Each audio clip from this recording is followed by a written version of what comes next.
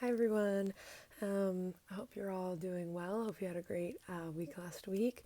I just want to thank everyone for all the encouraging messages and just comments on Facebook about these devotionals that we're doing. It's been really fun doing these, and we're just so happy that you guys have been enjoying them and that we can just be a little bit of an encouragement to you each day. So this is my second devotional, and I wanted to talk about something that I've been learning through school actually. So for those of you who don't know, I'm currently doing school online through Heritage College and Seminary. And so this semester I'm doing a class called the Gospel of John. And John is my favorite gospel, which is why I chose to do it. So John is famous for using the Greek term ego eimi, which is translated to the English I am. So I'm sure you know of his 7 I am statements, but they're also used many other times in John outside of the 7 I am statements. So the one that I'm going to be reading today is John 13:19, and it says, I am telling you now before it happens, so that when it does happen, you will believe that I am who I am. So this is Jesus speaking. And the interesting thing about John is that some of the times that he uses I am, there's a predicate, and sometimes there isn't. So I'm going to go into English grammar here for a second. Stay with me.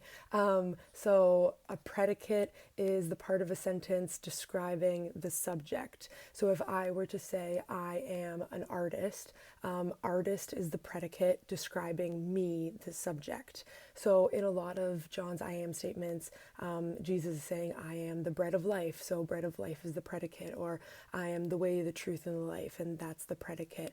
But here we see that he just says, I am who I am, and there's no predicate. And from a human standpoint, we're like, this makes no sense. Grammatically, it is incorrect.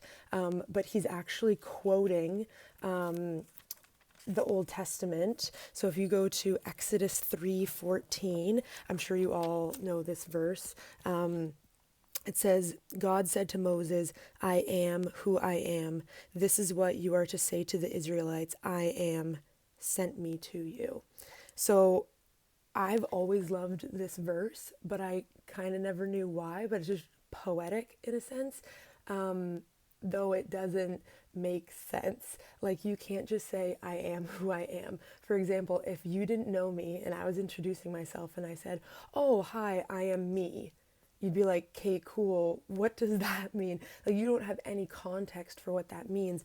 And something that I learned as I was writing a paper for this is that we as humans are dependent beings. We depend on God, but we depend on so many other things. We also, when we're explaining something to someone, we have to relate it back to something that we already understand. So if you didn't know what the word beautiful meant, but you knew what the word pretty meant, if I'm describing it to you, I could say, oh, well, beautiful, it's kind of like pretty. Do you know what pretty means? Oh, okay, it relates back to beautiful. I have to use something that you already understand in order for you to understand this new word. It's why we can never use a word in a definition. Like, we can't use that word in the definition because it's not helpful. We don't know what it means yet. So when Jesus is doing his 7 I am statements, he's using things that the people of that day would have already understood. So he says, I am the good shepherd. The people then knew what a shepherd was. They knew a shepherd's characteristics and his role. So it made sense to them. They're like, oh, okay, like a shepherd watches after his sheep. He protects them. So that's what God is to us. But when he says this statement in John 13, I am who I am, we're like, okay, we don't, like, you need to give us some context. But the thing is, we're dependent beings, but God is completely independent. He doesn't change based off of circumstances or what's happening or what we do or what's going on in the world. He is who he is. That is unchanging. He doesn't change depending on the weather today or what I decide to do with my life or whether I listen to him or not. He is constant and sufficient and doesn't need to rely on anything. So he says, I am who I am. that is unchanging. He's the same yesterday, today, and tomorrow.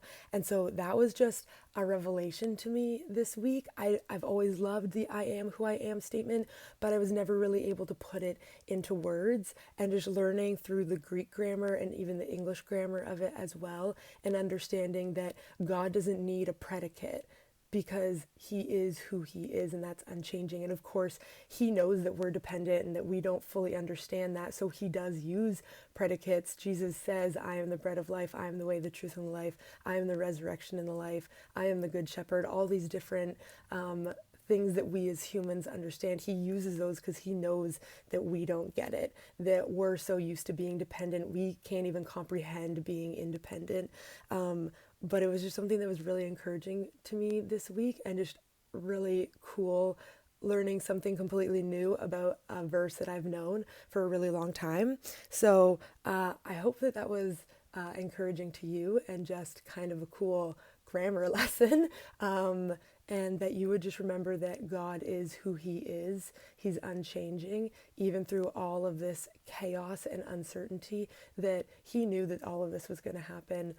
He knew all of this was going to happen when he stated this back in Exodus thousands and thousands of years ago.